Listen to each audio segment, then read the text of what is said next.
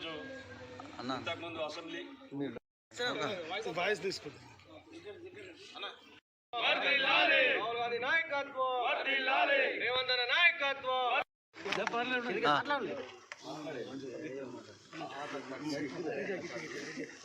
Assembly ఎన్నికలకు ముందు హామీ ఇచ్చినట్టుగా కాంగ్రెస్ పార్టీ నిన్న అసెంబ్లీలో బీసీలకు 42% రిజర్వేషన్ అమలు చేయడం, అదేవిధంగా ఎస్సీ వర్గీకరణ బిల్లును ఆమోదించినందుకు రాహుల్ గాంధీ గారికి, అదేవిధంగా సోనియమ్మ గారికి, అదేవిధంగా రేవంత్ రెడ్డి గారికి, బట్టి విక్రమార్క గారికి మేము చేపూరు గ్రామ తరఫున శుభాకాంక్షలు తెలియజేస్తున్నాం.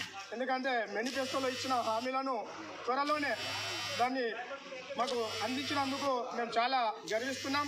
కాబట్టి వాళ్లకు పేరున మళ్ళొకసారి కృతజ్ఞతలు.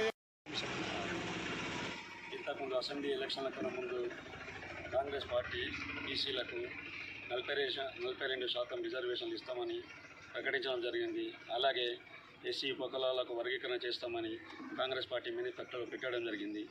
దానికి అనుగుణంగానే ఈరోజు అసెంబ్లీ సాక్షిగా సీఎం రేవంత్ రెడ్డి గారు, బట్టి విక్రమార్క గారు వాళ్ళందరి అధ్యక్షతన ఈరోజు బీసీ రిజర్వేషన్ చేయడం జరిగినది, ఎస్సీ కులగణన చేయడం జరిగినది.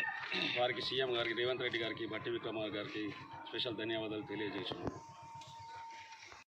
ఈరోజు చేపూరు గ్రామంలో వినయరెడ్డి ఆదేశాల మేరకు నిన్న అసెంబ్లీలో బీసీ బిల్లు, ఎస్సీ వర్గీకరణ బిల్లు ఆమోదం పొందిన సందర్భంగా ఈరోజు అంబేద్కర్కు పూలమాలలు వేసి కాంగ్రెస్ పార్టీ ఆధ్వర్యంలో సంబరాలు చేయడం జరుగుతుంది.